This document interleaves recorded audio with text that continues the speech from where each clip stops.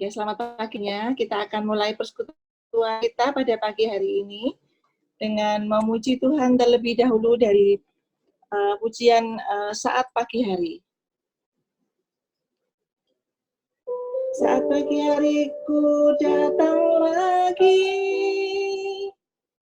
menghadap Tuhan dan merendahkan diri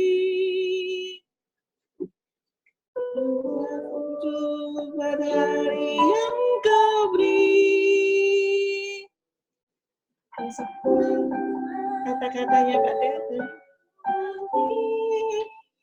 Ku sembah Kau Allah Maha Kudus, ku tinggikan Allah Maha Tinggi, ku serahkan tubuh jiwa rohku dalam bimbingan-Mu Tuhan.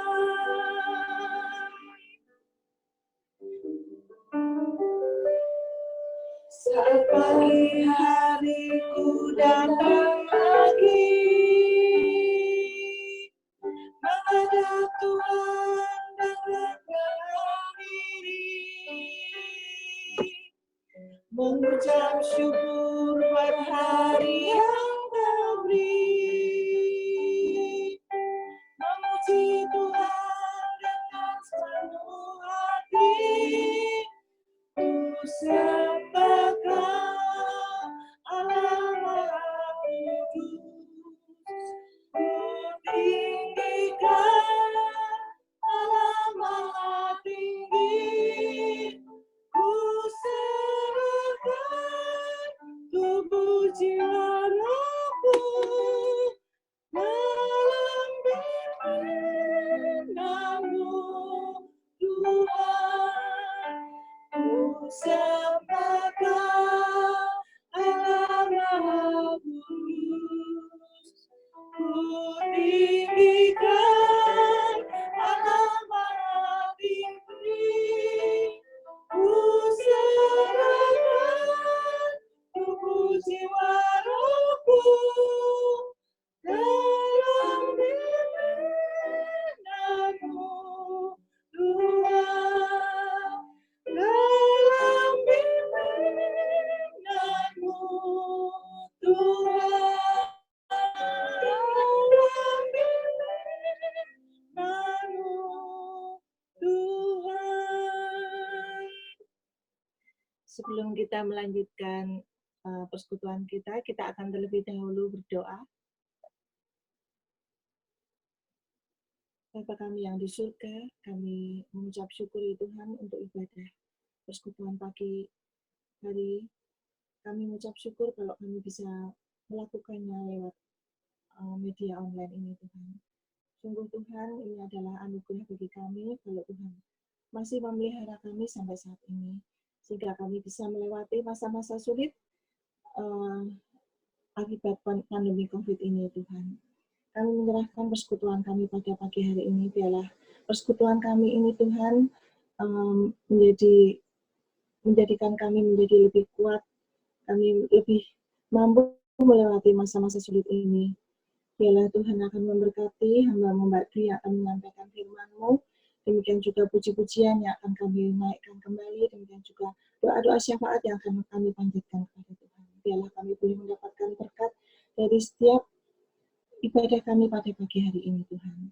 Ampuni segala kesalahan dan dosa-dosa kami Tuhan, sehingga berkat Tuhan tidak menghalangi sampai kepada kami masing-masing. Terima kasih Tuhan, kami percaya Tuhan hadir dimanapun kami berada, dan Tuhan juga memakai sarana online ini untuk menjadikan kami bisa menikmati ibadah kami pada pagi hari ini.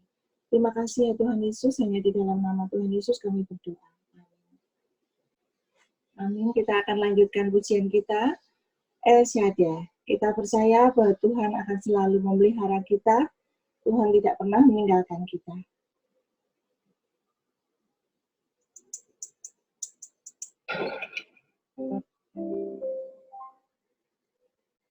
Jangan lupa subscribe dan Tak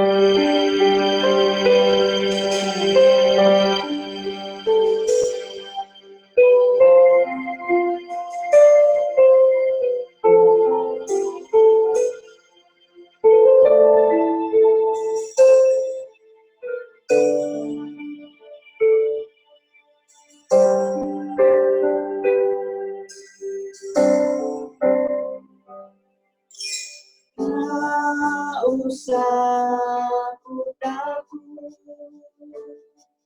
Allah menjagaku.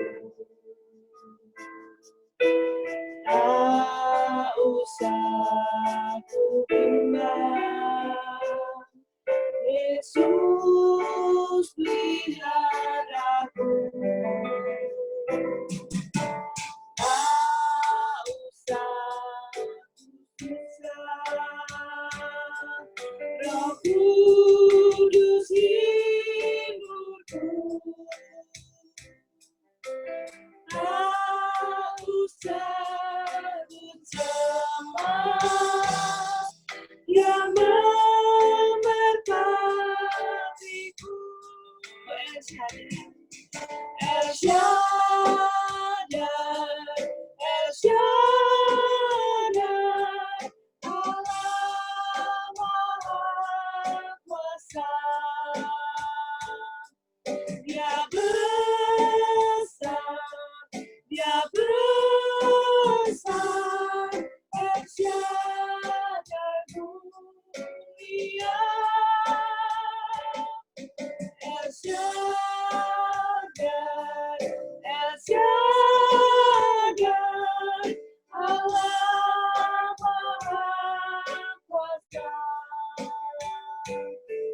Berkat-Nya melimpah,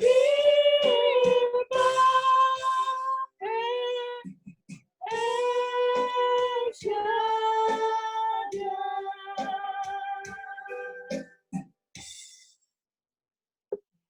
Kita percaya Tuhan akan selalu memelihara kita, dan Tuhan juga akan selalu melimpahkan berkat-Nya, sehingga kita saat ini memang disuruh diam di rumah masing-masing. Tuhan ingin memberikan kita waktu di mana kita bisa mengalami keintiman dengan Tuhan, sehingga kita bisa di saat nanti corona sudah hilang, kita mendapatkan kekuatan kembali untuk bisa bekerja kembali dengan lebih semangat lagi.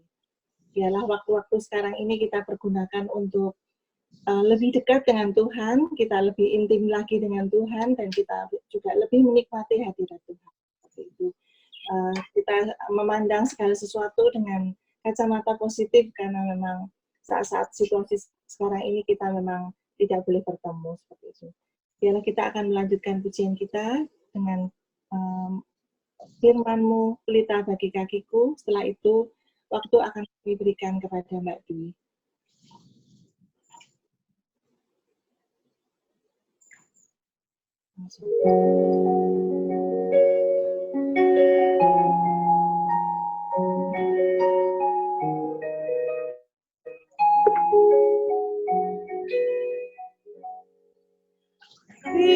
Firman-Mu pelita bagi kakiku, terang bagi jalanku.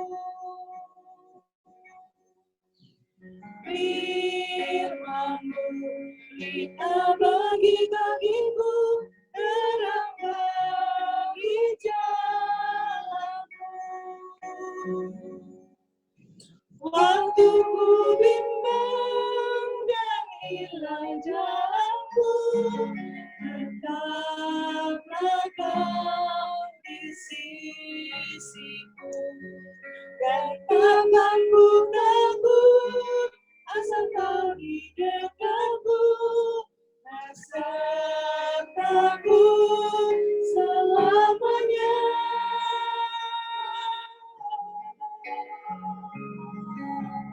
Firman-Mu pelita bagi kakiku, terang bagi jalanku. Firman-Mu pelita bagi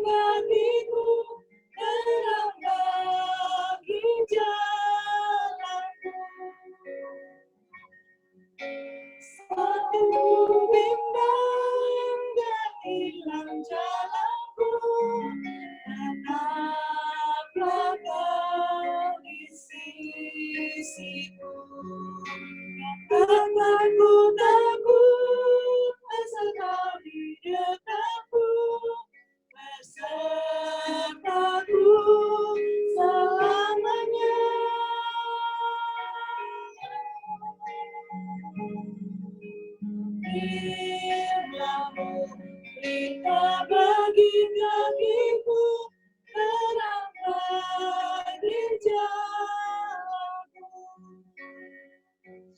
terang bagi jalanku,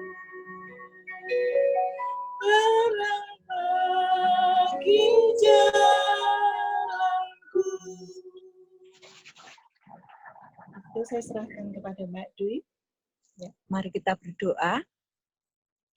Tuhan, kami bersyukur kepada Engkau oleh karena cinta kasih Tuhan yang begitu besar di dalam kehidupan kami, sehingga sampai dengan saat ini kami boleh merasakan pemeliharaan Tuhan yang luar biasa, sehingga kami boleh menikmati hari-hari yang Tuhan berikan.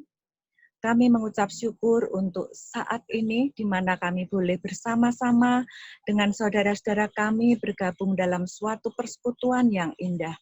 Kami sungguh ingin menikmati firman-Mu ya Tuhan. Biarlah firman-Mu ini menjadi kekuatan di dalam kehidupan kami. Dan lawatan Tuhan dalam hidup kami senantiasa boleh kami rasakan di dalam setiap apapun yang kami lakukan. Terima kasih Tuhan, kiranya Roh-Mu yang kudus akan menuntun kami untuk lebih memahami apa yang kami baca, apa yang kami renungkan saat ini. Dalam nama Tuhan Yesus kami berdoa. Amin. Selamat pagi Bapak Ibu yang dikasihi Tuhan. Tak terasa kita sudah melewati perayaan Paskah yang telah kita rayakan beberapa minggu yang lalu.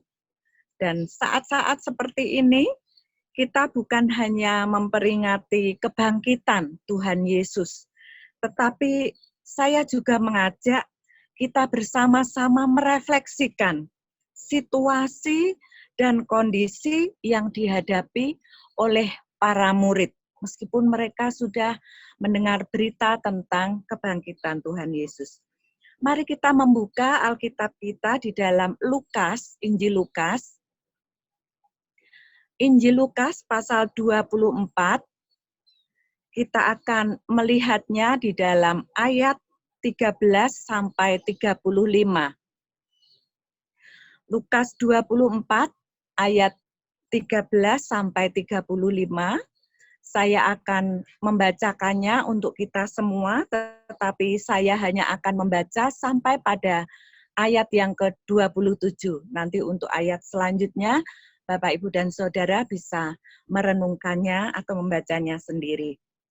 Yesus menampakkan diri di jalan ke Emmaus.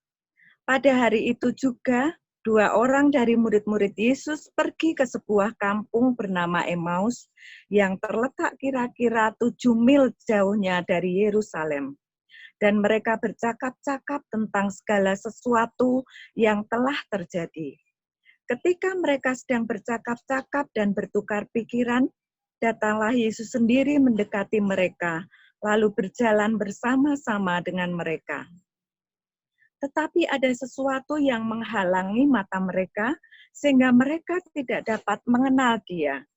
Yesus berkata kepada mereka, "Apakah yang kamu percakapkan sementara kamu berjalan?" Maka berhentilah mereka dengan muka muram. Seorang dari mereka, namanya Kleopas, menjawabnya, "Adakah engkau satu-satunya orang asing di Yerusalem yang tidak tahu apa yang terjadi di situ pada hari-hari belakangan ini?" Katanya kepada mereka, "Apakah itu?" Jawab mereka, "Apa yang terjadi dengan Yesus orang Nazaret? Dia adalah seorang nabi yang berkuasa dalam pekerjaan dan perkataan di hadapan Allah dan di depan seluruh bangsa kami. Tetapi imam-imam kepala dan pemimpin-pemimpin kami telah menyerahkan Dia untuk dihukum mati, dan mereka telah menyalibkannya. Padahal kami dahulu mengharapkan Dia bahwa Dialah yang datang untuk membebaskan bangsa Israel. Tetapi sementara itu telah lewat 3 hari sejak semuanya itu terjadi. Tetapi beberapa perempuan dari kalangan kami telah mengejutkan kami. Pagi-pagi buta mereka telah pergi ke kubur dan tidak menemukan mayatnya. Lalu mereka datang dengan berita bahwa telah kelihatan kepada mereka malaikat-malaikat yang mengatakan bahwa ia hidup. Dan beberapa teman kami telah pergi ke kubur itu dan mendapati bahwa memang benar yang dikatakan perempuan-perempuan itu, tetapi dia tidak mereka lihat. Lalu ia berkata kepada mereka, "Hai kamu orang bodoh, betapa lambannya hatimu, sehingga kamu tidak percaya segala sesuatu yang telah dikatakan para nabi. Bukankah Mesias harus menderita semuanya itu untuk masuk ke dalam kemuliaannya?" Lalu ia menjelaskan kepada mereka apa yang tertulis tentang dia dalam seluruh kitab suci, mulai dari kitab-kitab Musa dan segala kitab nabi-nabi. Nah, untuk ayat-ayat selanjutnya, boleh Bapak Ibu baca sendiri. Kleopas dan temannya ini adalah juga murid Tuhan Yesus, meskipun bukan tergolong 12 murid yang dipilih secara khusus oleh Tuhan Yesus. Apa yang dihadapi dan dirasakan oleh Kleopas tidak berbeda jauh dengan apa yang dihadapi oleh murid-murid Tuhan Yesus yang lain. Dari ayat-ayat yang kita baca tadi, kira-kira apa yang dirasakan oleh Kleopas dan temannya ini? Kita dapat merasakan kesedihan dan kekecewaan mereka serta keputusasaan yang mereka hadapi.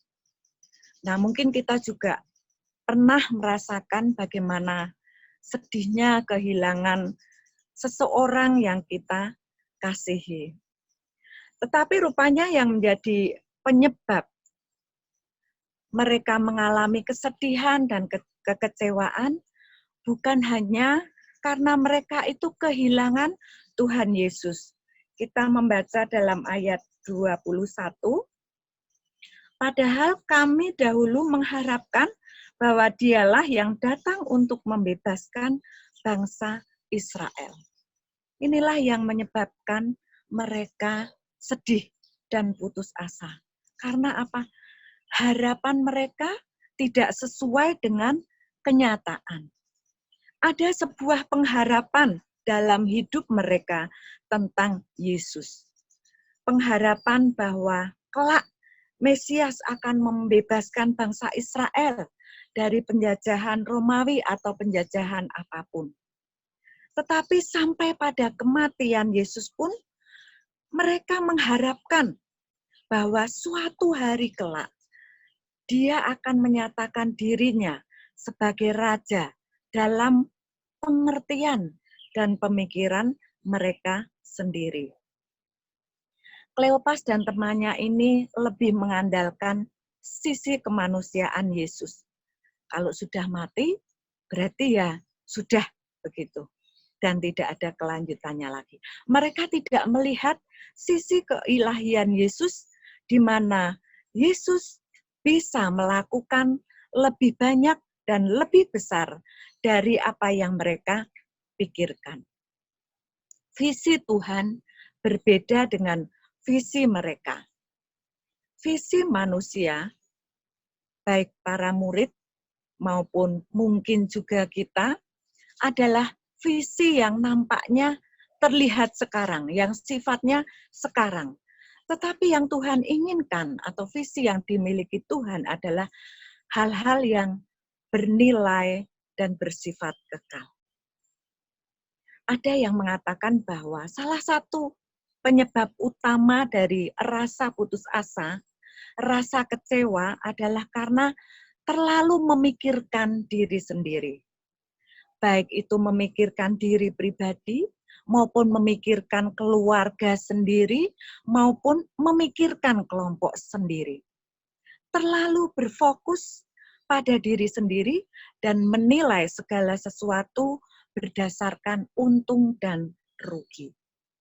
Nah, itulah sebabnya kalau itu tidak tercapai, maka akan mengakibatkan kekecewaan dan keputusasaan. Nah, demikian pula halnya dalam berelasi dengan Tuhan pun diukur dengan fokus kepada diri sendiri. untung ataupun rugi. Nah, itulah yang membuat mereka menjadi putus asa. Pengharapan-pengharapan yang salah tentang Yesus membuat mereka ataupun kita sukar untuk menyadari kehadiran Tuhan. Kita berpikir dan berharap bahwa Tuhan akan melakukan ini, Tuhan akan melakukan itu dalam kehidupan kita sesuai dengan apa yang kita pikirkan, sesuai dengan apa yang akan kita inginkan. Tetapi kenyataannya tidak. Tuhan tidak melakukan apa yang kita pikirkan, apa yang kita inginkan. Bapak Ibu yang dikasihi Tuhan, salah satu anugerah Tuhan menurut saya yang begitu besar adalah ketika Dia menolak mengabulkan beberapa doa atau harapan kita. Mengapa? Supaya kita sungguh paham bahwa doa dan pengharapan-pengharapan kita ada kalanya tidak selaras atau bertentangan dengan kehendak Tuhan. Karena Dialah yang jauh lebih tahu tentang keadaan atau tentang suatu permohonan atau doa yang kita pintakan atau kita naikkan. Apakah itu perlu dikabulkan ataukah tidak? Tuhan yang lebih tahu bagaimana nanti ke depannya. Bapak Ibu yang kasih Tuhan, apa yang dialami oleh Kleopas dan temannya ini, boleh saya katakan adalah akibat dari sebuah keputusasaan. Akibat keputusasaan itu yang pertama adalah tidak percaya pada orang lain, dalam hal ini adalah berita yang disampaikan oleh teman-temannya, terutama di sini adalah kaum perempuan yang telah melihat Yesus. Mereka tidak percaya berita yang disampaikan oleh teman-temannya. Oleh karena mereka sudah menjadi putus asa. Lalu yang kedua, mereka menjadi tidak mengenal Yesus. Di ayat 16 dari Lukas pasal 24 ini, kalau di dalam bahasa Indonesia sehari-hari dituliskan, mereka melihat Yesus, tetapi ada sesuatu yang membuat mereka tidak mengenal Dia. Nah, apakah karena kebangkitan Tuhan Yesus dengan tubuh yang baru, ataukah karena kesusahan dan kesedihan hati mereka yang begitu dalam, atau karena memang keterbatasan manusiawi mereka. Tetapi Bapak Ibu yang kasih Tuhan, mereka ini hampir setiap hari bersama-sama dengan Tuhan Yesus. Tetapi mereka belum melihat atau belum mengenal Tuhan Yesus yang sesungguhnya. Hampir setiap hari mereka bersama dengan Yesus. Tetapi ternyata itu belumlah cukup untuk mengenal Yesus. Demikian pula dengan kita. Kadang-kadang keputusasaan membuat kita menjadi meragukan tentang Yesus. Kita bisa membacanya di dalam ayat 22 sampai 24. Nah, ketika kita berada dalam kondisi kenyamanan, maka kita akan merasa, wah, sungguh bersyukur Tuhan itu menyertai kita. Karena apapun yang kita harapkan, selalu dinyatakannya, selalu diberikannya. Tetapi ketika kita tidak melihat apapun di dalam kondisi, khususnya seperti ini, yang masih selalu meraba-raba, maka tiba-tiba keputusasaan itu membuat kita meragukan bagaimana jalan Tuhan itu di dalam kehidupan kita. Yang ketiga, keputusasaan membuat kita lupa pada perkataan atau firman Tuhan. Lukas 24 ayat 25 sampai 26. Lalu ia berkata kepada mereka, "Hai kamu orang bodoh, betapa lambannya hatimu sehingga kamu tidak percaya segala sesuatu yang telah dikatakan para nabi. Bukankah Mesias harus menderita semua itu untuk masuk ke dalam kemuliaannya? Kita mungkin tidak dapat mengerti mengapa murid-murid itu bisa melupakan segala perkataan Tuhan Yesus tentang kebangkitannya yang sudah berulang-ulang dikatakannya kepada mereka. Tapi tidak bedanya dengan para murid, kadang-kadang kita pun juga bersikap demikian. Kita menjadi lupa apa yang Tuhan firmankan di dalam Alkitab yang seringkali kita baca saat kita menghadapi hal-hal yang di luar dugaan kita, yang sama sekali tidak mampu kita atasi. Yang menjadi penyebab mengapa kita melupakannya adalah kesusahan hati kita, keputusasaan kita. Nah, itulah yang seringkali kita menjadi ragu, menjadi lupa apa yang pernah disampaikan Tuhan kepada kita. Dan betapa kita lebih memikirkan masalah-masalah hidup kita tanpa melihat adanya kebenaran yang lain di balik segala masalah yang kita hadapi. Itu juga akan membuat kita tidak menyadari bahwa sebetulnya Tuhan itu berjalan mengiringi kita, beserta dengan kita. Apa yang menyebabkan murid-murid ini tidak menyadari kehadiran Tuhan yang saat itu berada dekat, berdiri, dan berjalan, bahkan berbincang-bincang dengan mereka? Dan seringkali kita juga merasakan hal yang sama. Tuhan Yesus hadir di dekat mereka, di dekat kita, di hidup kita, bahkan berjalan bersama dengan kita. Tetapi seringkali kita kurang menyadari kehadirannya.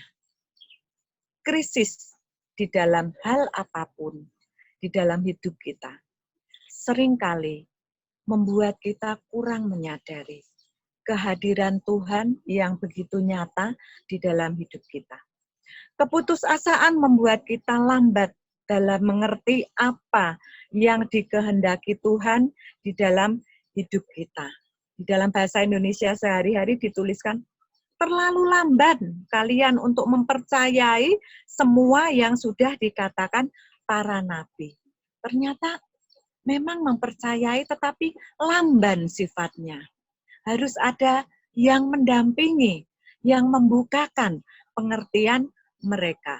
Nah, itulah manfaatnya ketika kita menjadi sebuah komunitas yang sering bersekutu, yang sering saling mengingatkan, supaya apa yang lamban di dalam diri kita untuk melihat janji Tuhan, untuk melihat penyertaan Tuhan, dibukakan oleh orang-orang yang, atau saudara-saudara kita yang sudah mengerti terlebih dahulu. Kerap kali kita dibutakan oleh duka cita, oleh keinginan dan harapan-harapan yang belum terwujud, atau bahkan tidak terwujud. Dan oleh karena itu, kita perlu bertambah hari, bertambah waktu, memberikan perhatian penuh kepada firman Tuhan. Dan saya rasa inilah saatnya. Ketika kita diperhadapkan kepada hal-hal yang tidak bisa kita lakukan, dan kita menjadi lebih banyak duduk diam, beraktivitas di rumah, kita akan menjadi semakin sering melihat kebenaran firman Tuhan, membukanya kembali, mengingatnya kembali, dan kita bisa melihat bukti tentang kehadiran Tuhan di dalam hidup kita. Kita bersyukur kepada Tuhan, karena Ia sangat memahami kelemahan para murid, juga kelemahan kita.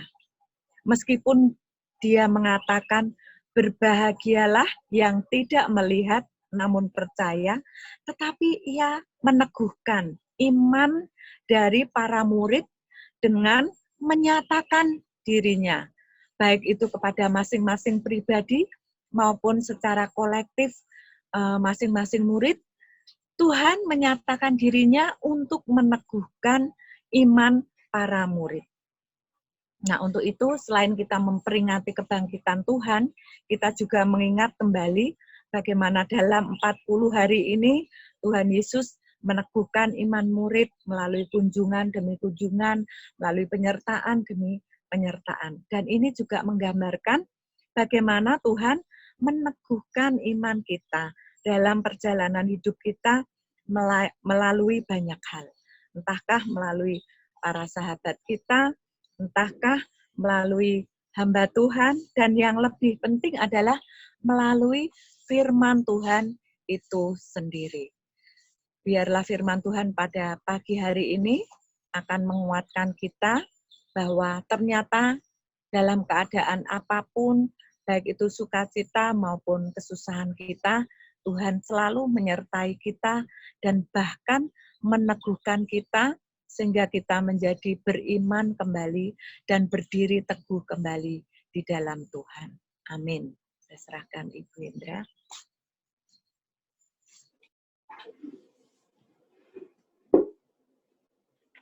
Terima kasih firman Tuhan yang disampaikan oleh Mbak Dwi. Sangat memberkati kita semua. Firman Tuhan itu sungguh sangat menguatkan sehingga kita diteguhkan kembali kepercayaan kita kepada Tuhan.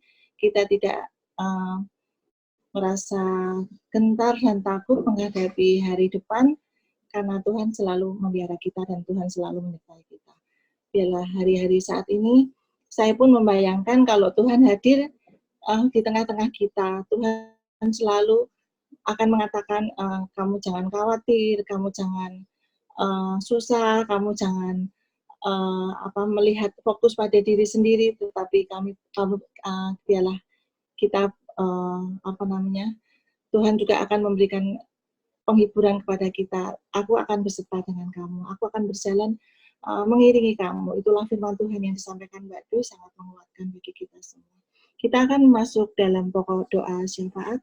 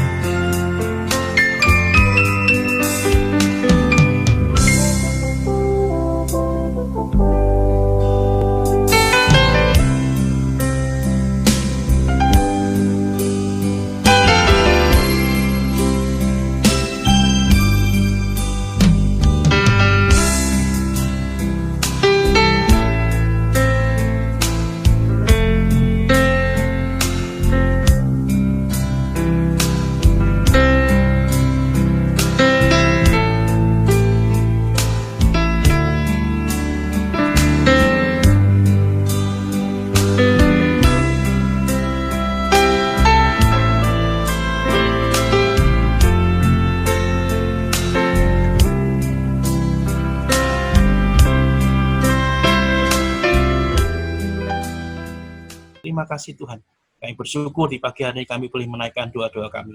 Tapi biarlah dalam segala doa yang kami panjatkan, semuanya menyenangkan hati Tuhan. Semuanya memuliakan nama Tuhan.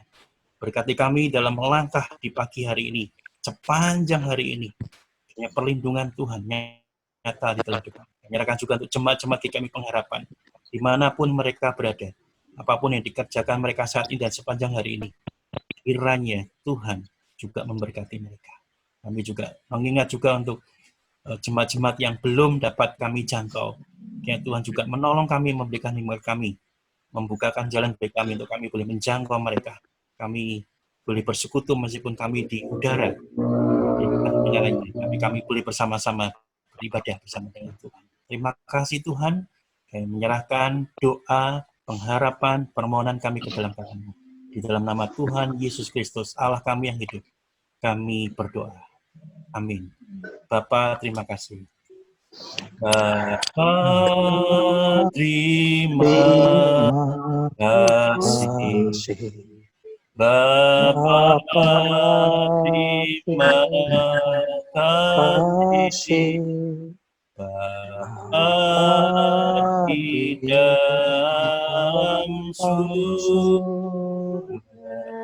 ku berterima kasih. Amin.